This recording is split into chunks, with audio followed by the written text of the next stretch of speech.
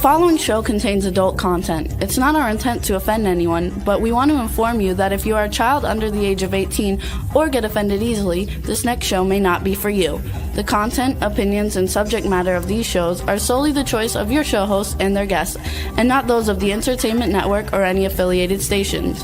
Any comments or inquiries should be directed to those show hosts. Thank you for listening.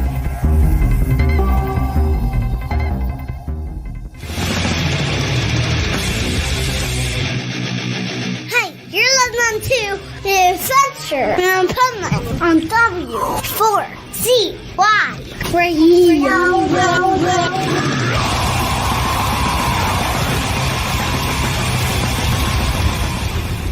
Wake up, America! It's time for the Adventures of Hype Man on W4CY.com, West Palm Beach's #1 internet radio station. Here's your host, the Hype Man. Yo, here I am. It's Monday.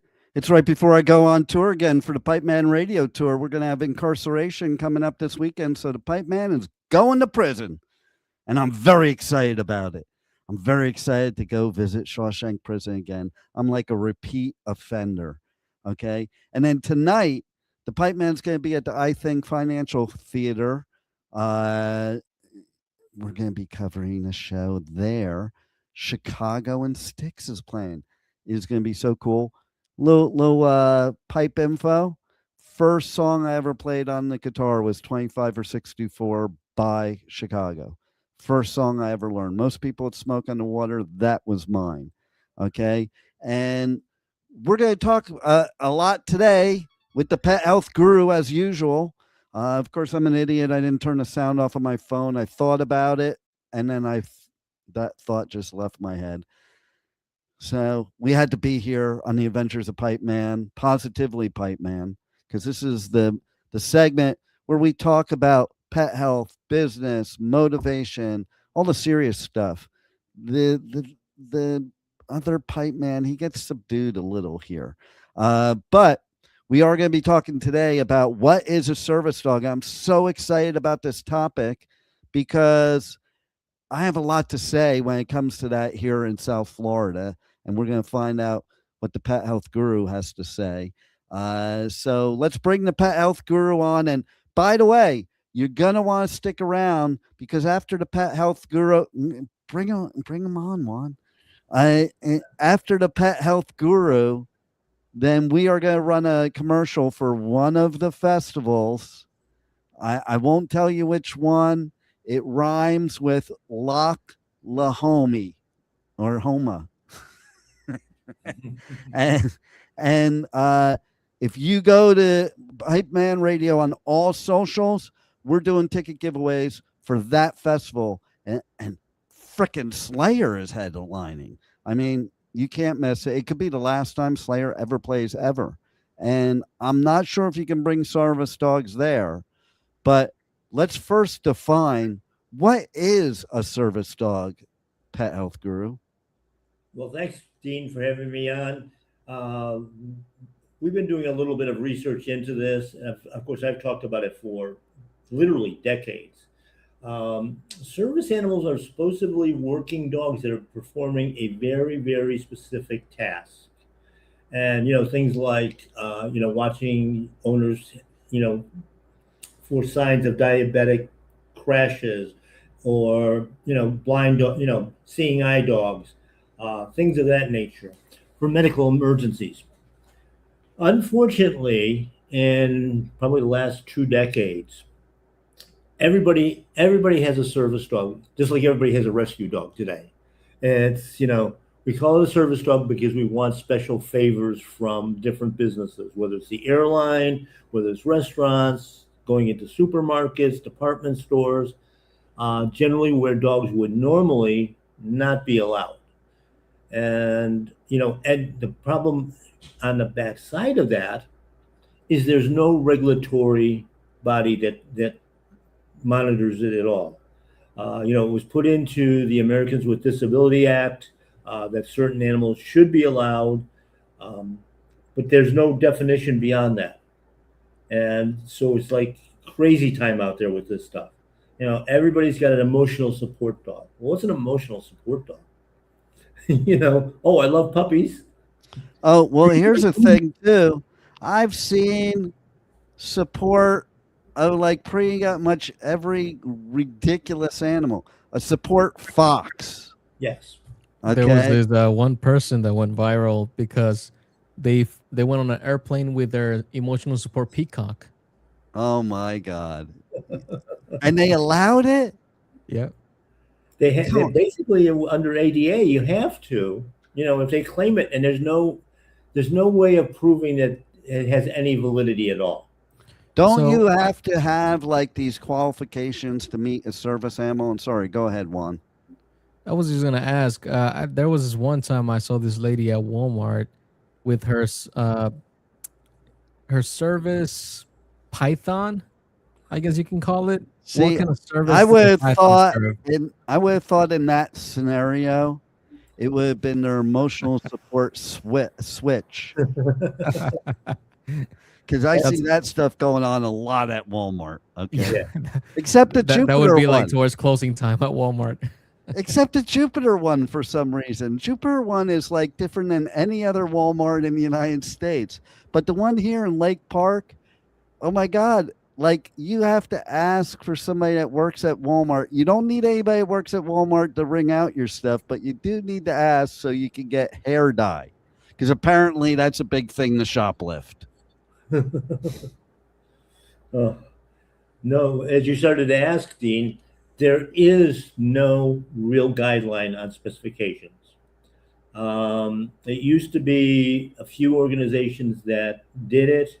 You had to do some sort of certification, you had to do some sort of trainings and show that you did the trainings. But that just all disappeared. You can go on to eBay and buy a service animal vest or collar. You don't have to prove anything. You just put it on, and you can't even be questioned at that point in time. Well, And the problem with a lot of these dogs is they're not trained. They're not even good, obedient dogs. They're not well acclimated. So they're actually little terrors sometimes, or big terrors. yeah, especially when you see a Chihuahua that's an emotional support dog. I don't know that a Chihuahua would give me anxiety, and I don't get anxiety. Okay, I but once saw a pug wearing one of those vests. It was like a tactical vest too. I could see that though, because I had a pug as we've talked about in this show, and that pug was the best dog ever. Okay, like as far as everything goes, except the shedding. That was the part that sucked. And But can the they be snore- trained? Oh yeah, listen.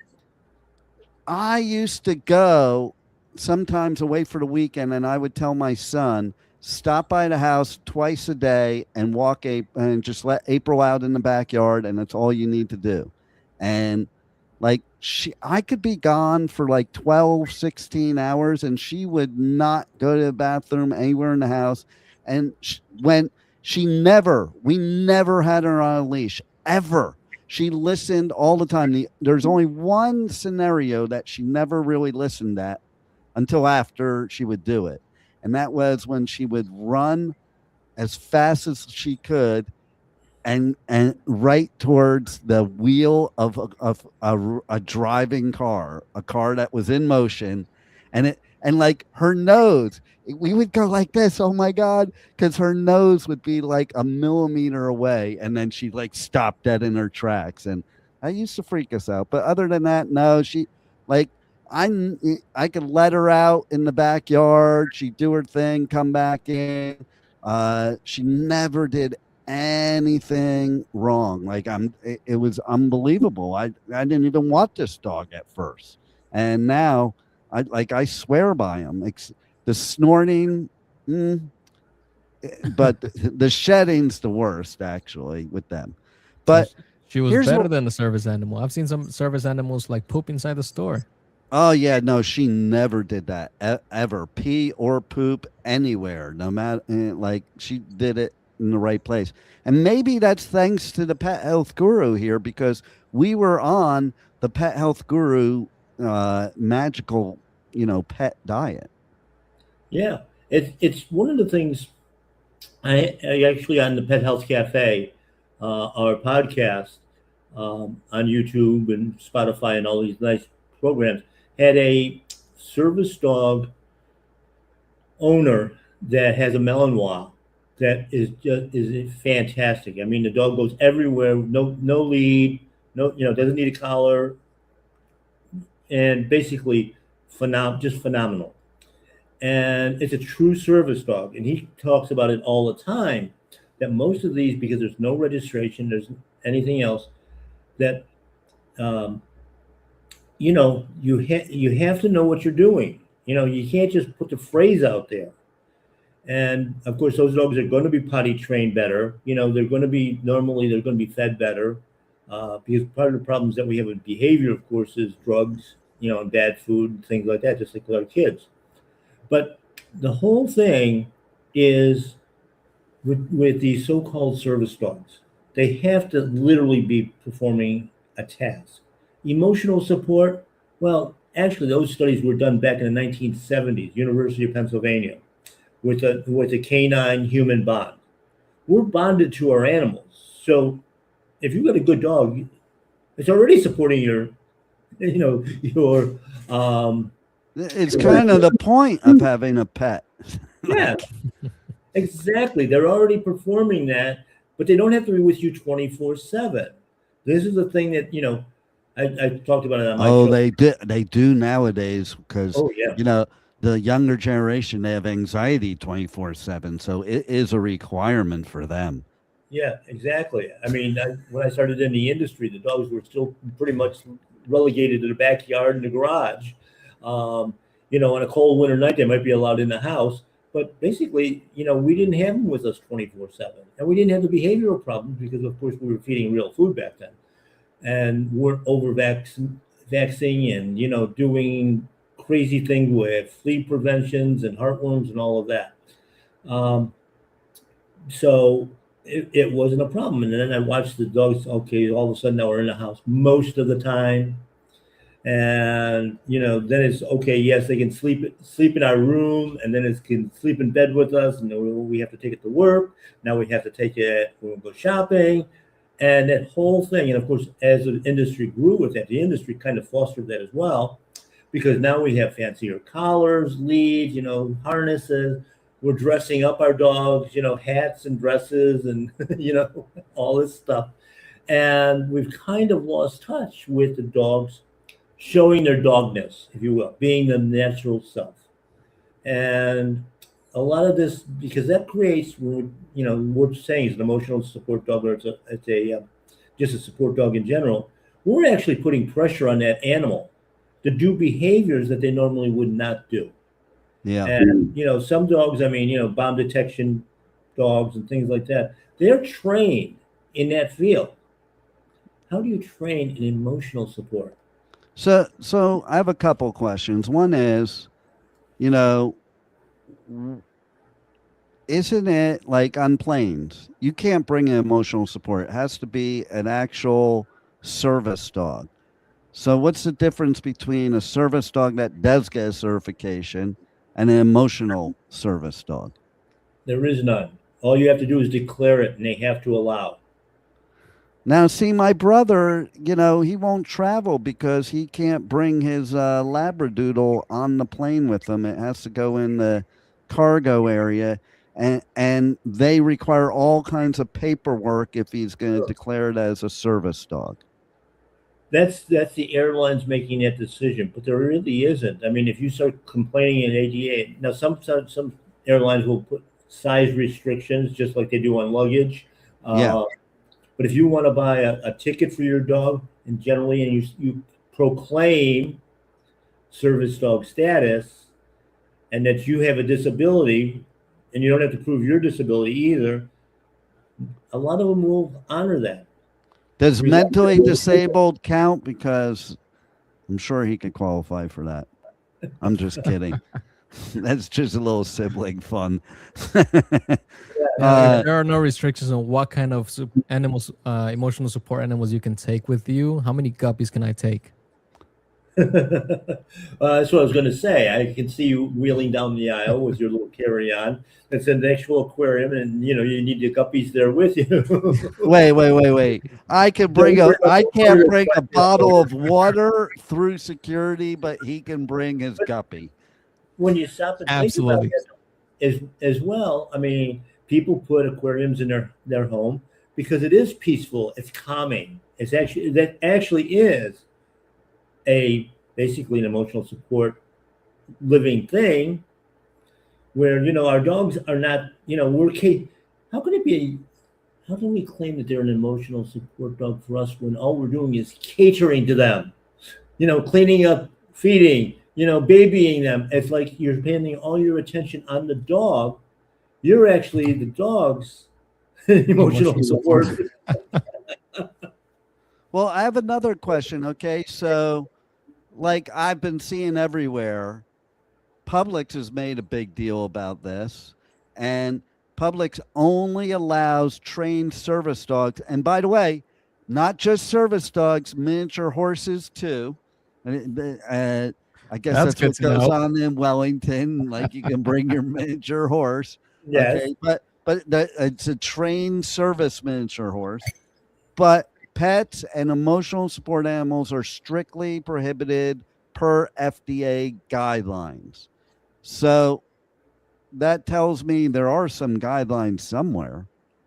Well, animals in food areas and things like that, there are guidelines, but the ADA says this is an exceptional animal and you have to allow it. It just But they depends. won't allow emotional support. So how does Publix know whether you have a emotional support dog or a trained service dog? It depends on what comes out of your mouth.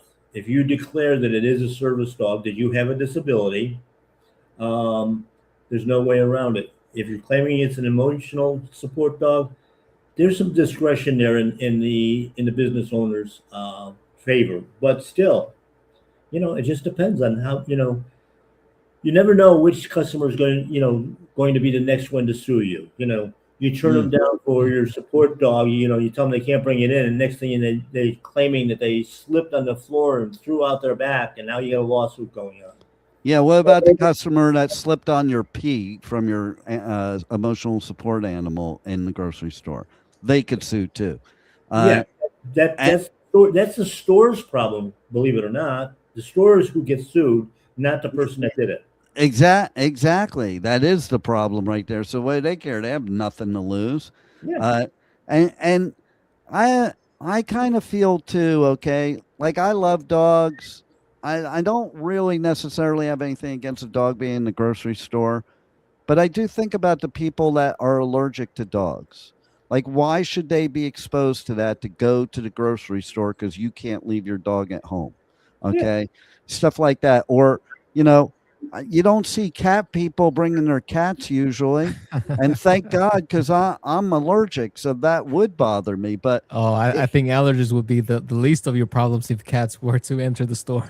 no, I'm telling you. But Those things are vicious. the thing is that, so you have these rules for dogs, but people just have common sense and don't bring their cats.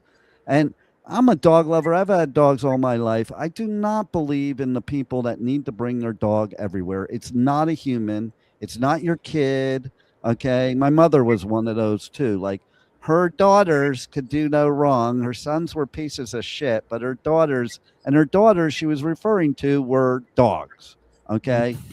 and she's like, I don't know what I do because my daughters are the ones that take care of me.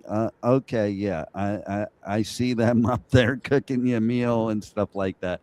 Yes. And there's so many people like that. Even my second ex-wife thing too. Okay, I got her a dog, and all of a sudden everywhere we had to go, and I hate it. But just like with my brother, anytime we go out to dinner, it has to be, can we go and can we sit outside? Like we got to sit out in the freaking sterile ward while there's all kinds of stuff going on inside so he could bring his dog. why can't the dog stay home for an hour? Okay, I don't get that whole thing, and they people like that make a big deal. It's like, oh my God, my dog will freak out if I'm gone for an hour. Well, then you did something wrong, because I don't think dogs are born that way. No, they're not. That's diet has a lot to do with it. Like I said, drugs have a lot to do with it because it throws the body off. A lot of them are, like I said, the person is a support for the animal because they've got all kinds of anxieties and all kinds of stressors. And I can't leave it at home, not because I need to support when I'm out, but the dog's going to destroy my house. Yeah. You know? So I have to have it with me. Yeah, and I don't think it's fair to other people. No, it's Sometimes not. it's not even fair to have your kids around other people. Yeah. And there's another part to that we find very interesting too, is if you do have a legitimate service dog, okay, and you're using it for what it's supposed to be, and you walk into the store, you walk through the mall, whatever it happens to be, everybody wants to come up. Can I pet your dog? No, absolutely not, because he's working. He's on the job. Exactly. Well, there's another point. If you're allowing the person to pet your animal, it's not a service dog. No, because he can't focus. If your dog you got high blood pressure, and your dog can detect it, you've got a trained service dog for that. If he breaks his concentration or she breaks her concentration on you, you could have a stroke. Yeah. Exactly. So how do I know if my dog is even really qualified?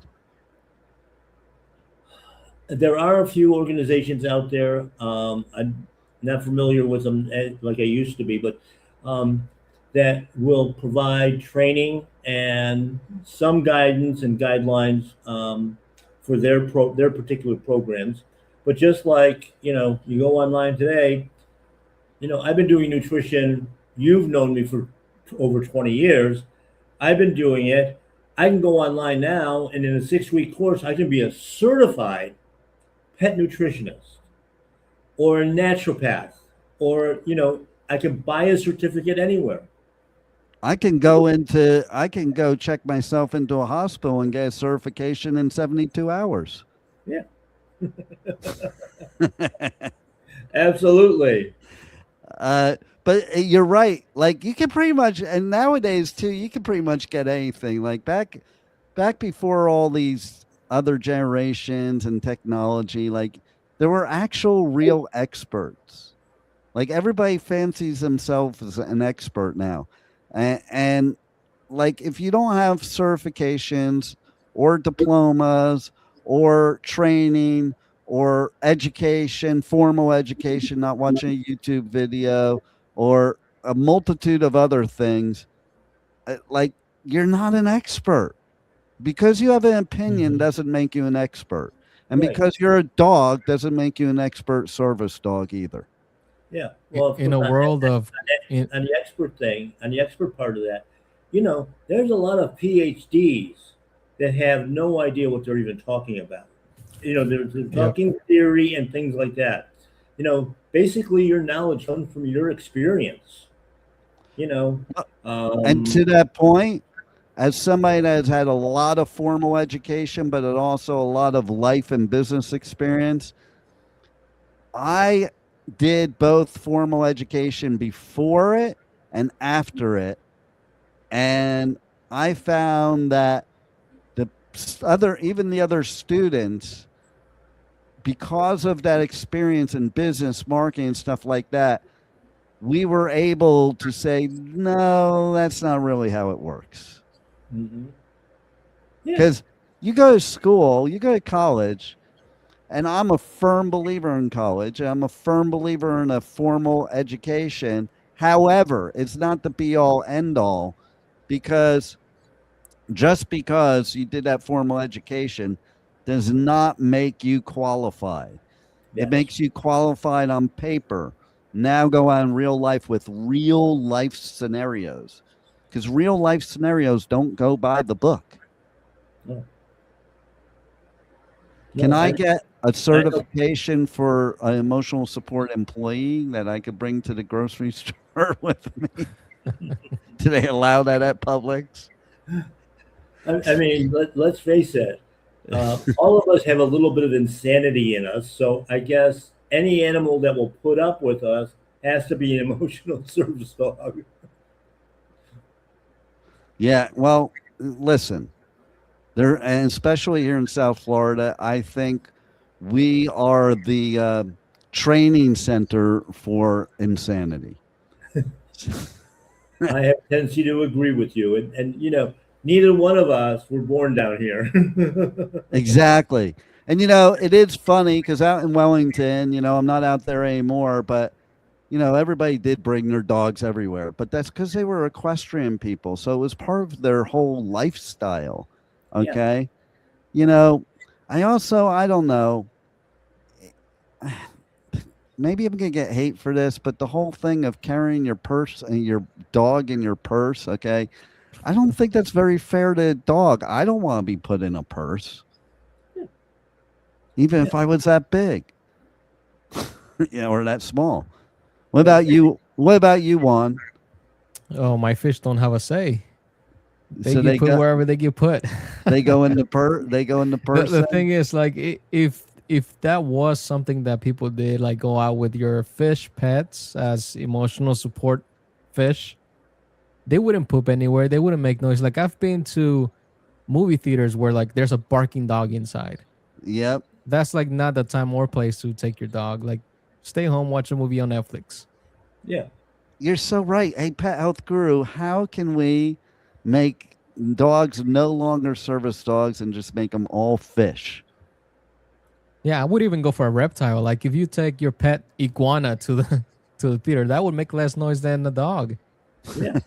Well, too, I mean, you know, certain dogs, cats, and other animals will have that same issue with intimidating people. I mean, some people are afraid of dogs. You know, some it depends. You know, it can be breed specific, for instance, which doesn't necessarily make that dog bad, but people have, you know, fear of especially big dogs, Rottweilers, you know, bull mastiffs. They got to be, you know, they're attack dogs in their mind. Well, Yeah. I'm one that I could say that because I wasn't always like that. But I was 10 years old, walking my Bichon, and a pit bull came and ate it while I had it on the leash. Yeah. So I do get intimidated by pit bulls when I see them. Now, that doesn't mean I don't know people with pit bulls, that some of them are nice dogs and like I will hang out. But even my brother had a pit bull once and I got along with great, except when I would walk in the house at night because it didn't know who I was. Yes. You know, and so to me, that's kind of a danger in a public scenario because, you know, a dog like that, they're known for, even though everybody praises them, and, you know, I've seen lots of great ones, they're known for snapping. They're known for turning on their owners, especially if there's a baby, because they treat the baby like it's their baby. I know people that had a pit bull and they weren't even allowed near their baby once they had the baby because the pit bull became the protector. Well, that's why I said too. I mean, the thing is the training's got to be specific, and you have to start, of course, with the basics. You know, basic obedience, and you know, the temperament of the dog has a lot to do with it if it's a service dog. And then they need to be going through advanced training for whatever the problem is. And we don't basically people do not select dogs anymore based on function.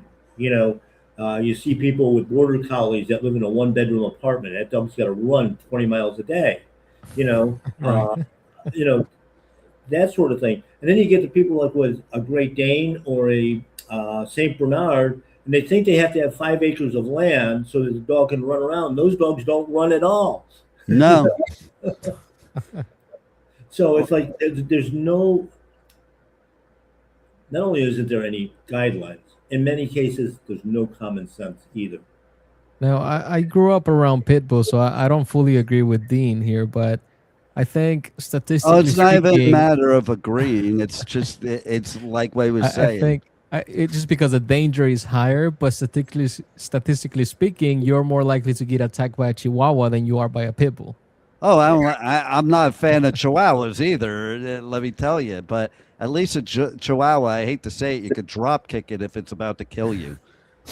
If it bites you on the ankle, just It- do a if a high kick; pit- it'll fly away. if a pit bull is going to attack you, there's not really much you're going to do to stop Oh, it. once they clench, there's no getting out of That's that. my point. Like the whole point is why I have the fear of dogs like that is not because of the breed. It's because of A, my trauma of what I experienced, but also B, knowing that I wouldn't be able to stop it. Like Mhm. you know, if a Chihuahua or even a Schnauzer, they're known as like sometimes Yeah. vicious. Okay, you know, at least you know you could stop it no matter what. Like I was joking before, but in all seriousness, you could Yeah. like hold the Schnauzer back and stop it from doing anything. You're not holding back any pit bull or Rottweiler or Mastiff. No, I mean that was to say that was true also when I worked with some of the wildlife and stuff like that. And I was working, you know, I'd have to go into a cage with a tiger. Um, you know, as long as they're well, you know, well cared for and that sort of thing. But the danger was there just because of their sheer size. I mean, Yeah. you know, if you ever had a cat or a kitten, you know, they love to play. Well, we had a 9-month-old tiger that wanted to play like a kitten. And of course, the canine teeth were like 3 inches long and the claws were there. But you know how cats play, they don't have to be, they're roughhousing, but not aggressive and, you know, killers. So you know, you have a certain amount of respect for the size of the animal, the temperament of the animal. And, you know, with so many dogs today being mutts, basically all these so-called designer dogs, there is no guarantee in temperament where when you used to buy purebred dogs from No, it's reputable breeders, science. what was supposed to happen. Yeah, it's mad science. You can't predict what's going to happen. Yes. It's not nature. All right, so why don't you tell everybody how they can reach out to you, how they can, you know, check out your podcast, check out your store, check out all your healthy tidbits, all those great things. All the great things, yes. Well, first off, my podcast on these fine stations, Pet Health Cafe. We're on live every Thursday night at 8 o'clock. Reruns 24/7 all around the world on a ton of other stations, Spotify, YouTube, Facebook, and PetHealthCafe.com. Our retail store is My Paleo Pet. It's located in Pompano Beach, Florida, where we have all the good foods, herbs, all the natural health products, not only for your pet, but also for yourself. We have a farm to table program so that you can source your good, clean foods. Also, we help out with rescues. You know, we're moving into another phase where we're doing events at the store as well. MyPaleoPet.com, of course, for ordering online 24/7. And we get the stuff shipped out to you right away. So stop by and see us. I do consultations as well for nutrition for both pets and people because it's basically the same. If you want to be a good pet parent, you should not need a emotional support animal because you're both healthy. And so let us help you with that program too. Well, as always, you're a wealth of information. We'll have you every week because you're a wealth of information, not only for pets, but for humans as well. And you are the walking encyclopedia of pet health guru. Thanks for being here. Everybody stick around for a few seconds because we're going to play a commercial and then the social media DMs are open. You can DM me at Pipe Man Radio if you want to win tickets to one of the best camping rock festivals in the United States of America, in the middle of the greatest Dust Bowl of the United States of America. But no, seriously, it is a cool festival. You're going to want to join the Pipe Man there. So Juan's going to let you know a little bit about that festival, and then we'll see you next time here on the Adventures of Pipe Man, W4CY Radio. It's here, Rocklahoma, celebrating its 20th anniversary, and for the first time ever, Slayer, and the return of Godsmack, and Papa Roach. Rocklahoma is back Labor Day weekend, September 4th through 6th, with Slayer, celebrating the 40th anniversary of Rain and Blood, Godsmack, Papa Roach, also Stone Temple Pilots, The Pretty Reckless, Black Label Society, Jet, Wolfmother, Hollywood Undead, Dropkick Murphys, and Cypress Hill. Rocklahoma 2026, 20 years. Slayer, Godsmack, Papa Roach, Stone Temple Pilots, Cypress Hill, and so many more. Labor Day weekend, September 4th through 6th in Pryor, Oklahoma. Go to www.rocklahoma.com for all ticket and festival information. Don't miss Labor Day weekend's #1 rock and roll party, Rocklahoma.